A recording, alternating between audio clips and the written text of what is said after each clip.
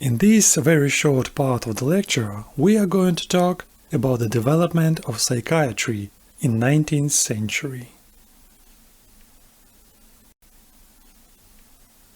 For centuries, people had a vague idea about the nature of mental illness. Some believed that the origin of mental deviation was the possession by demons that settled in the heads of their victims. Others interpreted mental illness in terms of the humoral theory, believing that the cause of mental abnormalities and deviations was the excess of the blood in brain. Accordingly, one of them treated mental disorders with exorcism or trepanation, and the others with bloodletting. Of course, none of these methods worked, so most often mentally ill people were rejected by society and ended up in mental asylums. The purpose of such asylums was not treatment but the isolation of the insane from society. Therefore, such asylums were often arranged in a single complex with prisons, and themselves looked more like prisons than hospitals. Patients in these asylums were kept in chains, beaten, and intimidated. Such patients did not cause pity in society, because it was believed that they were led to madness by a sinful and promiscuous life. One of the most notorious mental asylums in those days was the Royal Bethlehem Hospital in London. The sick in it were treated like wild animals and were even showed as exotic performance to peculiar spectators, who were let inside of the asylum for a certain fee. A particularly popular sight for visitors was the riotous patients who were chained by the hospital staff and treated by immersion in the cold water.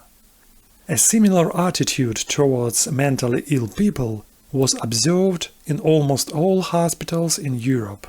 But at the end of the 18th century, with the introduction of the scientific approach to medicine, the attitude towards mental patients changed dramatically.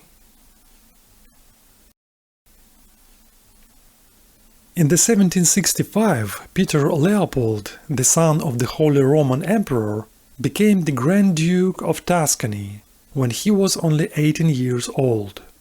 Being a fan of the ideas of enlightenment and an ardent supporter of everything progressive, Peter actively carried out reforms in the Italian lands under his control. He introduced the right to personal freedom, abolished the death penalty and torture, and planned to carry out large-scale medical reforms. He chose Florence's most advanced and progressive hospital, Santa Maria Nuova, as the platform to test his medical innovations. However, despite the high scientific and medical level of this hospital, it traditionally treated the mentally ill patients with disgust and hatred, and applied to them the most inhumane methods of treatment. Peter Leopold took it as a challenge and decided that mental health treatment is what needs reformation the most of any other medical fields. In 1774, for the first time in Europe, he introduced the law on the insane, which gave mental patients the right for specialized hospitalization. But Italian traditions were strong, so to realize his reforms, Peter Leopold needed someone just as young and free-thinking as himself, someone from the new generation of doctors, who relied on science and was not obscured by old traditions. The best candidate for this role was 26-year-old Italian doctor Vincenzo Chiarugi. In 1785, he was appointed director of the new department of the Santa Maria Nuova Hospital, created specifically for the mentally ill patients. And the same year, he began the building of the separate and specialized psychiatric hospital. Taking the position of chief physician of the psychiatric ward, Chiarugi immediately forbade the patients to be chained. Chiarugi's colleagues and subordinates did not want to accept the young doctor's innovations, but he convinced them that respecting the insane patient as a person is the highest moral duty and obligation of the medical professional. In 1789, the new hospital, adjusted for the needs of mentally ill, was established. In the regulations of this hospital, Chiarugi ordered his subordinates to treat patients with humanity, tact, and understanding, to take into account their needs and create the most comfortable conditions for their treatment.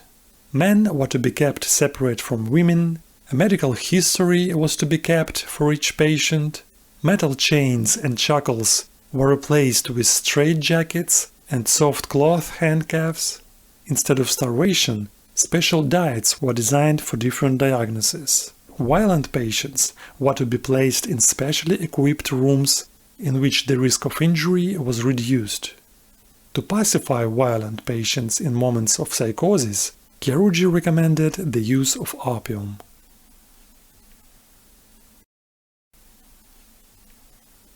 In 1793, Chiarugi published his book on insanity and its classification. In this book, Chiarugi spoke out against both religious beliefs that insanity is a result of sins and against Greek medicine, according to which insanity occurs due to humoral imbalance. According to Chiarugi, insanity is a deviation of the brain functions, because of which occurs a mismatch between reality and how the mind of sick person perceives it. He called his approach to the treatment of mental patients cura morale, which can be translated into English as moral treatment, meaning a humane and psychological approach to patients. All of Chiarugi's reforms and publications were sponsored by Peter Leopold. He also sponsored translation of his books into German to make people of his empire acquainted with this new approach. Chiarugi's ideas became known to the Parisian physician Philippe Pinel. During the French Revolution, he received great support from the new government and became the chief physician of several mental asylums. Following Chiarugi, he freed his patients from the shackles and treated them not as animals, but as humans. In 1801, Philippe Pinel published a book on psychiatry in which he described a humane approach and called it traitement moral, just as Chiarugi did, but in French. Everyone in the world at that time was fascinated with the medical revolution in France, so Pinel's book became much more known and successful among doctors than the one of Chiarugi. Soon, Chiarugi was forgotten, and Pinel became famous as the father of humane approach in psychiatry and the one who introduced the concept of moral treatment.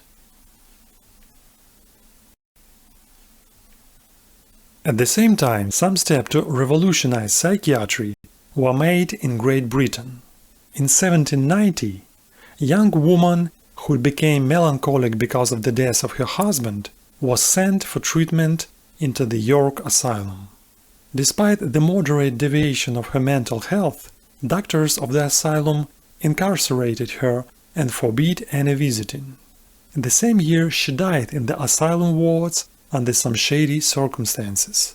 This woman was from Protestant Christian denomination known as Religious Society of Friends, so her fellow believers were outraged by this accident. One of them, Anne Tuke, persuaded her rich father, William Tuke, to establish their own asylum, where mental ill patients would be treated with love and respect. In 1796, in a quiet country house, the famous mental asylum known as York Retreat was established. About 30 patients lived there as a small religious community engaged in recreation, conversation, and manual work. The methods of this institution were aimed at minimizing restrictions and at making patients' morality stronger. The punishment for disobedience was also moral. Therefore, in the early 19th century, the grandson of William Tuke, Samuel, published a book in which he explained the treatment methods applied in York Retreat, and to describe them he used the same term as Chiarugi, the moral treatment. Though unlike Chiarugi, Tukes put a religious meaning in this term. By moral treatment, they understood not only humane treatment but also instilling religious morality.